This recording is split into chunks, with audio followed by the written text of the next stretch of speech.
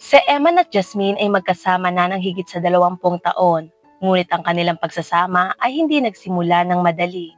Si Eman ay nagmula sa isang mayamang pamilyang magsasaka na nagmamay-ari ng daan-daang ektarya ng lupa. Bilang bunso sa pamilya, buong pusong nagtrabaho si Eman sa bukid mula pagkabata. Pagkatapos ng high school, sumali siya sa militar at nagsilbi ng 2 taon. Pagbalik niya mula sa serbisyo, nagtrabaho si Eman sa bukid ng kanilang pamilya sa loob ng ilang taon bago magpasya na magbukas ng isang maliit na cafe. Sa kanyang cafe, ginampanan ni Eman ang 2 papel bilang punong chef at tagahugas ng pinggan. Ang karanasan niya sa pagtatrabaho sa bukid ay naghubog ng matinding disiplina sa trabaho. Naging tanyag ito sa mga tao sa bayan at nagdala ng malaking kita.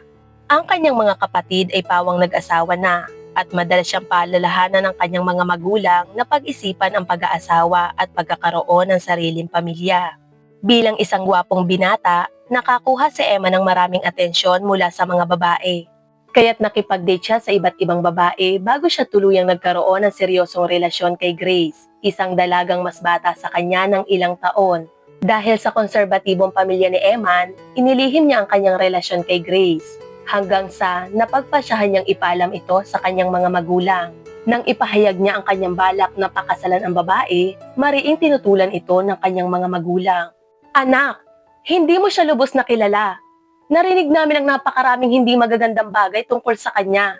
At ayaw namin ng taong katulad niya para sa aming mahal na anak."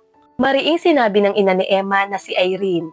May mga kumakalat na tsismis na si Grace ay galing sa isang mahirap na pamilya na may kahina-hinalang reputasyon at may mga bulong-bulungan na siya ay nasangkot sa maraming lalaki. "Mga tsismis lang yon, ma. Walang katotohanan ang mga yon. Kilala ko ng husto si Grace at napakabuti niyang tao. Dapat niyo siyang makilala." Gayunpaman, nanatiling matatag ang kanyang ina sa pagtanggi at hindi na nais marinig pa ang anumang bagay tungkol kay Grace. Hindi na kumbinsi ni Eman ang kanyang mga magulang na baguhin ang kanilang isip na nagdulot ng matinding sakit sa kanyang kalooban. Mahal ng lalaki ang kanyang mga magulang at alam niyang sila ang nagpalaki sa kanya upang maging masipag na tao. Hindi niya kayang suwayin ang kanilang mga kagustuhan at bahagi ng kanyang sarili ang naniniwala na maaaring tama sila kahit papaano. Sila rin ang nagturo sa kanya ng mga mahalagang kasanayan at aral sa buhay. Sa huli, alam niyang hindi nila nanaisin ang anumang makakasama sa kanilang anak. Nalilito si Eman kung paano haharapin ang sitwasyon. Labis niyang gustong pakasalan ang minamahal niyang si Grace, ngunit ang malisyosong tsismis ay nagpalala ng imahe ng babae sa mata ng mga tao sa paligid niya. "Sa tingin ko, kailangan na nating maghiwalay. Mahal kita at gusto kong makasama ka. Pero ang mga magulang ko, alam mo naman kung paano sila." Malungkot na sabi ng binata. Si Grace ay natulala, walang masabi matapos marinig ang pahayag ni Eman. Nakatayo sila sa ilalim ng isang puno. Mabigat ang kanilang mga puso sa kalungkutan. Tahimik na pumatak ang mga luha ng dalaga habang walang salitang iniwan niya si Eman at naglakad palayo. Pinanood ng binata ang makulay na damit ni Grace na unti-unting naglaho sa dilim ng gabi. Hindi na niya muling nakita si Grace matapos ang kanilang paghihiwalay. Lumipat ang dalaga sa ibang bayan at mula noon, hindi na nakipag-date si Eman sa kahit sino. Ang masakit na paghihiwalay nila ay nagdulot sa lalaki na maging introvert. Ibinuhos niya ang buong atensyon sa pagpapalago ng kanyang negosyo. Ang kanyang maliit na cafe ay unti-unting naging isang mataong restaurant. Samantala, abala ang mga magulang ni Eman sa paghahanap ng angkop na nobya para sa kanilang anak. Pinag-isipan ng kanyang mga magulang ang ilang mga babae. Karamihan ay mula sa mga pamilyang kilala nila. Ang ama ni Eman, si Miguel, ay may kaibigang nagngangalang Bernardo na may-ari ng isang malaking trucking company. Isang araw, nagkita sila at nalaman ni Miguel na si Bernardo ay may 3 anak na babae at nais ipakasal ang kanyang bunsong anak. Nagplano sila ng isang malaking hapunan sa bahay ni Bernardo. Imbitado ang kanilang mga anak sa pag-asang magkakaroon ng interes ang mga ito sa isa't isa. Si Jasmine, ang anak ni Bernardo, ay kilala si Eman mula pa noong high school. Alam niya ang tungkol sa kasikatan ng binata, pati na rin ang mga naging relasyon sa maraming babae. Noong una, natuwa si Jasmine sa posibilidad na maging asawa ni Eman, ngunit nagduda rin siya dahil sa nakaraan nito. Matapos ang hapunan, tinanong ni Irene kung nagustuhan ba niya ang dalaga. Sinagot ni Eman na iginagalang niya ang desisyon ng kanyang mga magulang at handa siyang subukan ang relasyon. Kalaunan, nakapagpalagayan ng loob ang dalawa at nag-date sila ng ilang buwan. Isang taon pagkatapos ng kanilang kasal, nagkaroon sila ng anak na si James. Magkasama nilang pinalago ang kanilang negosyong restaurant. Si Eman ay tahimik, masipag, responsable bilang asawa at nagbibigay para sa kanyang pamilya. Ngunit mas madalas na ginugugol ang oras sa trabaho o pangingisda kasama ang mga kaibigan. Kumuha si Emma ng mga tauhan para sa restaurant at iniwan kay Jasmine ang pamamahala nito. Dahil sa maraming libreng oras, nagpa siya ang lalaki na kumuha ng isa pang pinagkukunan ng kita. Bumili siya ng isang truck at naging trucker sa loob ng 5 taon. 2 taon pagkatapos nito, ipinanganak ang kanilang anak na si Ashley. Umuuwi si Eman kada 2 linggo at dinadala ang kanyang pamilya sa labas para kumain o sa mall. Kahit may 2 anak na, hindi naging matibay ang relasyon ng mag-asawa. Madalang din makipag-usap si Eman sa kanyang mga anak. Si James ay naging spoiled at palaging nakukuha ang gusto, habang si Ashley ay tahimik at masipag na estudyante, laging nag-e-excel sa paaralan. 1 taon bago ipinanganak si Ashley, si Eman ay nasa biyahe upang maghatid ng kargamento.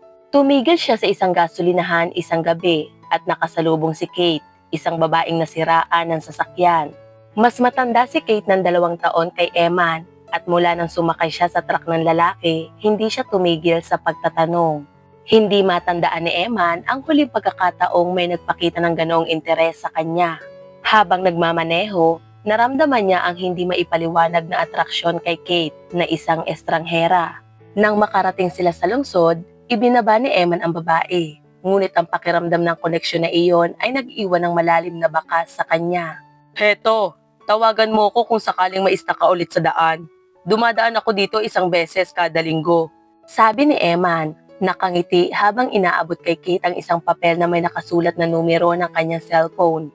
Pagkatapos ng kanilang pagkikita, hindi maalis ni Eman sa isip ang muling pagkikita nila ng babae. Hinangaan niya ang pagiging palabiro at masigla ni Kate, pero nakakaramdam siya ng pagkakasala dahil sa kanyang mga iniisip. Makalipas ang 1 linggo, nakatanggap siya ng tawag mula sa isang hindi kilalang numero. Hi Eman, si Kate ito. Pinasakay mo ko ng 1 linggo, naalala mo ba? Ang masayahing boses ni Kate ay bumungad sa cellphone. Parang liwanag ng araw sa gitna ng maulang araw. Si Eman ay natigilan. Ang kanyang puso'y bumibilis ng tibok, parang tambol na hindi mapigilan. Sa kaibuturan ng kanyang damdamin, umaasa siyang hindi tatawag ang babae, pero ngayon ay wala ng balikan. Ang alaala ng gabing iyon ay muling bumalik sa kanyang isipan, ang kumikislap na mga mata ni Kate na parang bituin sa kalangitan. Ang kanyang masayang halakhak at ang pabango na tila na natili sa loob ng kanyang truck ng ilang araw pagkatapos ng kanilang pagkikita. Habang nagdadalawang isip siyang sumagot, alam niyang ito na ang sandali, isang pagkakataong maaaring baguhin ang lahat. Inimbitahan siya ni Kate para magkape kung sakaling nasa lungsod siya. Si Eman, nakasalukuyang nasa kanyang bayan, ay agad nakahanap ng murang kargamentong maihahatid sa lungsod at dali-daling bumiyahe. Habang nasa daan, naramdaman niya ang magkahalong pagkakasala at pananabik sa posibilidad na makita ang babae. Sa loob ng coffee shop, ipinahayag ni Kate ang kanyang pasasalamat. Sinasabing ang panlilibre niya ng kape sa lalaki ang pinakamaliit na bagay na magagawa niya. Bilang pasasalamat sa pagsakay sa kanya noong gabing iyon, nag-usap sila ng ilang oras at si Eman ay naakit sa talino at pagiging palabiro ni Kate. Ang gabing iyon ay nagmarka ng simula ng doble niyang buhay. Habang ang mga minuto ay naging oras, napagtanto ng lalaki na hindi ito ang kanilang huling pagkikita. Sa bawat biyahe niya patungo sa lungsod, sinisiguro niyang may oras siya para kay Kate. Sa presensya ng babae, naramdaman ni Emma na buhay siya. Ang bigat ng kanyang karaniwang buhay ay unti-unting nawawala, parang hamog sa umaga na natutunaw sa mainit na yakap ng araw. Ngunit sa bawat pagbisita niya kay Kate, lalong tumitindi ang panganib na magsalubong ang dalawang mundo niya. Ang kanilang lihim na pagkikita ay maingat niyang itinago, malayo sa mapanuring mga mata ng kanyang mga kaibigan, pamilya at katrabaho. Ngunit ang kasiyahan at kasiglahan na ibinibigay ni Kate ay nagiging dahilan para hindi niya maiwan ito. Alam ni Emma na ang pagpapanatili ng dobleng buhay na ito ay isang delikadong laro, palaging nasa bingit ng pagkakatuklas. Ang kilig at saya na nadarama niya ay masyadong malakas upang basta nalang talikuran. Si Kate ay single mom na may 19 years old na anak na babae. Mayroon siyang matagumpay na clothing store at nakatira sa isang komportableng apartment na may 3 silid kasama ang kanyang anak. Si Emma ay naging regular na bisita. Minsan, nananatili ng higit sa 1 linggo sa bawat pagpunta. Samantala, sa bahay, si Jasmine ang namahala sa kanilang restaurant at sa mga gawaing bahay. Siya rin ang naghahatid at sumusundo sa kanilang mga anak sa paaralan, walang anumang hinala sa ginagawa ng asawa. Alam niyang hindi madaldal si Eman at madalas itong nasa daan dahil sa kanyang trabaho. Kapag nasa bahay, sila ni Jasmine ay natutulog na parang karaniwang mag-asawa at hindi napansin ni Jasmine ang anumang malaking pagbabago sa kanya. Sa katunayan, mas naging maalaga pa si Eman. Madalas niyang sorpresahin ang kanilang mga anak ng mga regalo mula sa kanyang mga biyahe at minsan ay nagdadala ng bagong kasangkapan para sa bahay. Pinahahalagahan ni Jasmine ang nadagdag na atensyon ng asawa, ngunit hindi niya alam na ito ay paraan ni Eman upang mapagaan ang kanyang konsensya. Ang trucking company ay hindi kasing tagumpay ng inaasahan niya. Bagamat may ilan siyang mga driver na nagtatrabaho para sa kanya, hindi niya kayang tumigil sa pagmamaneho. Mas gusto niya itong gawin dahil nagbibigay ito sa kanya ng pagkakataon na bisitahin ang kanyang pangalawang pamilya. Sa parehong taon na ipinanganak si Ashley, nagkaroon din si Eman at Kate ng anak na babae na pinangalanang Amelia. Ipinanganak 2 buwan lamang pagkatapos ni Ashley. Habang lumilipas ang panahon, lumalaki ang pag-aalala ni Jasmine dahil napapansin niyang kinukuha ni Eman ang karamihan ng kita mula sa kanilang restaurant. Ipinapaliwanag ng lalaki na ini-invest niya ito sa stocks, ngunit ang totoo, ini-invest niya ang pera sa negosyo ni Kate sa kahilingan nito. Si James na nasa huling taon ng high school ay gustong mag-aral ng law sa kolehiyo. Nagbayad si Emma ng kanyang matrikula sa isang prestihiyosong universidad at nagsimula ang masiglang buhay ni James sa syudad. Habang si Jasmine ang nagbibigay ng lahat ng kanyang pangangailangan, ang binata naman ay lumaking spoiled. Nahihirapan siyang mag-focus sa pag-aaral. Mas madalas siyang nagpupunta sa mga party at inuubos ang kanyang pera sa alak. Napansin ni Emma na nawawala na sa landas ang anak at sinubukan niyang kumbinsihin itong tumigil sa pag-aaral, bumalik sa kanilang bayan at tumulong sa kanyang ina. Subalit mariing tumutol si James at piniling manatili sa syudad. Iminungkahi ni Eman kay Jasmine na itigil ang pagpapadala ng pera sa anak upang matuto ito. Ngunit para kay James na hindi pa kailanman nagtrabaho, ito ay isang nakakabahalang hamon. Dahil sa kanyang sitwasyon, nanghiram siya ng pera sa kanyang mga kaibigan. Ngunit kalaunan ay huminto na rin ang mga ito sa pakikipag-usap sa kanya. Pinalayas din siya sa dormitoryo at pansamantalang nanirahan ang binata sa inuupahang apartment ng isang kaibigan. Habang limitado ang kanyang mga opsyon, nakahanap si James ng pansamantalang trabaho sa isang car dealer. Gayunpaman, hindi siya nakabenta kahit isang sasakyan sa loob ng 1 buwan, kaya't natanggal din siya sa trabaho. Ang desperadong si James ay muling nakakuha ng trabaho bilang pizza delivery driver. Isang simpleng trabaho na sapat ang kita upang tustusan ang pagkain at mga bayarin. Isang araw, habang nagdi-deliver ng pizza, nakilala niya ang isang napakagandang babae na nagngangalang Amelia. Nabighani siya sa kanyang kagandahan at tinanong ni James kung ang numero ba sa order ay kanya. Nabigla man, kinumpirma ni Amelia na sa kanya nga ito at umalis ang binata. Makalipas ang ilang araw, nagpasya si James na i-text ang dalaga na hindi pa kailanman nakaramdam ng ganitong malalim na pagkakaakit sa kahit sino. At habang patuloy silang nag-uusap sa text, lalo pang lumalim ang kanilang koneksyon. Matapos yayain ni James si Amelia sa isang date na kung saan ay masaya silang nagsama. Sa pagiging girlfriend at matalik na kaibigan ni Amelia, naramdaman ng binata na parang nabigyan siya ng pangalawang pagkakataon sa buhay. Habang patuloy siyang nagtatrabaho bilang pizza delivery driver, natutunan niyang pahalagahan ang halaga ng pera mula sa sariling pagsisikap at unti-unting nakamit ang kanyang kalayaan mula sa mga magulang. Tinawagan niya ang kanyang ina upang ibahagi ang kanyang mga natutunan at progreso at labis naman itong natuwa sa kanyang pagmamature. Gayunpaman, bihira niyang makausap ang kanyang ama dahil sa palagiang pagkaabala sa trabaho. Ngayon ay may malalaking plano si James para sa hinaharap. Balak niyang muling mag-enroll, magtapos at maging isang abogado. Umaasa rin siyang mapalalim pa ang relasyon nila ni Amelia at makilala ang kanyang mga magulang. Matapos ang ilang buwang pagdi-deliver ng pizza, nagkaroon siya ng lakas ng loob na tawagan ng kanyang ama, humingi ng tawad sa kanyang pagkakamali at ipahayag ang kanyang kahandaang bumalik sa pag-aaral. Masaya naman si Eman na makitang bumalik na sa tamang landas ang kanyang anak at tinulungan itong makabalik sa kolehiyo. Lahat ay tila perpekto noong araw na yon, habang papunta si James upang makilala ang mga magulang ni Amelia. Nagsuot siya ng maayos na kasuotan at bumili ng bulaklak para sa ina ng dalaga.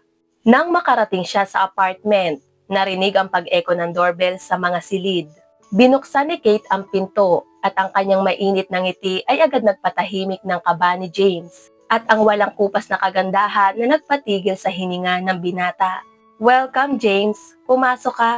Sabi ni Kate na ang boses ay may pahiwatig ng pag-anyaya kasabay ng amoy ng lutong bahay na pagkain na nagmumula sa kusina.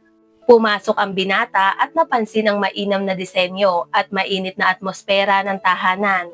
Nakikita niya ngayon kung saan nakuha ni Amelia ang kanyang kagandahan at alindog. Dinala siya ni Kate sa sala, kung saan ang malambot na mga upuan ay tila hinihimok siyang maging komportable. "Natutuwa ako at nakarating ka." Si Amelia at ang kanyang ama ay lumabas para bumili ng cake, pero dapat nakabalik na sila. "Maupo ka at feel at home." Sabik na makita si Amelia at makilala ang ama nito. Umupo si James sa gilid ng malambot na sofa. Sinusubukan panatilihin ang kanyang kapanatagan. Alam niyang ang gabing iyon ay isang mahalagang hakbang sa kanilang relasyon at wala siyang ibang hangad kundi ang mag-iwan ng magandang impresyon sa pamilya ng dalaga. Habang nakikipagkwentuhan si James kay Kate, hindi niya mapigilang sumulyap sa mga family photos na nakadisplay sa mga dingding. Umaasa siyang balang araw ay magiging bahagi rin siya ng mga mahalagang alaala na iyon. Biglang bumukas ang pinto at narinig niyang melodikong boses ni Amelia kasabay ng isang malalim ngunit nakakakilabot na pamilyar na tinig ng lalaki. Isang malamig na sensasyon ang dumaan sa kanyang katawan habang biglang tumigil ang tibok ng kanyang puso. Hindi niya maalis ang pakiramdam na pamilyar sa kanya ang tinig na yon. Nang pumasok sina Amelia at ang lalaki sa sala, parang alon ng dagat ang dagok ng nakakagulat na katotohanan kay James. Ni sa 1,000,000 taon ay hindi niya naisip na ang lalaking kasama ng kanyang nobya na papasok sa silid ay ang kanyang ama. Nang lumingon si James at makita si Eman, bumaba ang malamig na panginginig sa kanyang gulugod. Mabilis na nag-isip ang kanyang utak, pinagdudugtong ang mga peraso ng impormasyon, hanggang sa unti-unti bumagsak ang mabigat na katotohanan na naging nobya niya ang kanyang kapatid sa ama. Ang pag-iisip tungkol sa kanyang ina na malamang walang ideya sa nangyayari ay labis na nagpabigat ng kanyang damdamin. Iniisip niya kung paano siya tutugon kapag sinabi niya ito sa kanya. "James, ito ang Daddy Eman ko," sabi ni Amelia na walang kaalam-alam sa tensyon na biglang bumalot sa silid. "At ito ang boyfriend ko, si James." Nakatingin si Eman kay James na lubos ding nagulat sa natuklasan na parang gumuho ang kanyang mundo. Ilang sandali lang ang nakaraan. Sabik pa siyang makilala ang kasintahan ng kanyang anak sa unang pagkakataon, pero natuklasan niyang sarili niya palang anak ito. Patuloy pa rin nakangiti si Amelia nang mapansin niya ang tahimik na palitan ng tingin ni James at Eman. Nakaramdam siya ng kakaiba at inisip na baka magkakilala na ang dalawa at may hindi magandang nakaraan sa pagitan nila. "Anong nangyayari?" tanong ng dalaga. "Daddy! James! May magsasabi ba sa akin kung anong problema ninyong dalawa? Bakit kayo nagtititigan ng ganyan?" Pagpasok ni Kate sa sala, agad niyang naramdaman ang tensyon. Tumingin siya kina Eman at James na tahimik na nagtatapatan ng tingin at bumalot sa katawan niya ang malamig na panginginig. Napansin ni Kate ang pagkakatulad ng kanilang mga itsura at naghanda na sa pinakamalalang maaaring mangyari. Alam niya ang tungkol sa isa pang pamilya ni Eman, pero hindi niya kailanman inasahan ang ganitong sitwasyon. Si Eman nakaraniwang mahigpit kay James ang unang nagsalita. "James, ipapaliwanag ko ang lahat. Huwag kang mabibigla." Napuno ng luha ang mga mata ng binata habang iniisip ang kanyang ina na nasa bahay at nag-aalaga ng negosyo ng pamilya. habang ang kanyang ama ay may ibang pamilya. Binalot siya ng matinding pagkadama ng kawalang katarungan at ang tanging kailangan niya ay may magsalita at aminin ang katotohanan. Paano mo ito nagawa kay mama? Tanong ng binata habang tumutulo ang kanyang mga luha. Alam niya.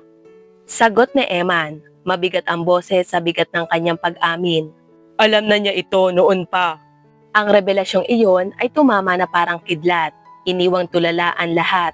Ang mga mata ni Amelia ay lumilipat-lipat sa pagitan ng kanyang ama at ni James. Namumutla ang kanyang mukha habang unti-unting lumulubog sa kanya ang bigat ng sitwasyon.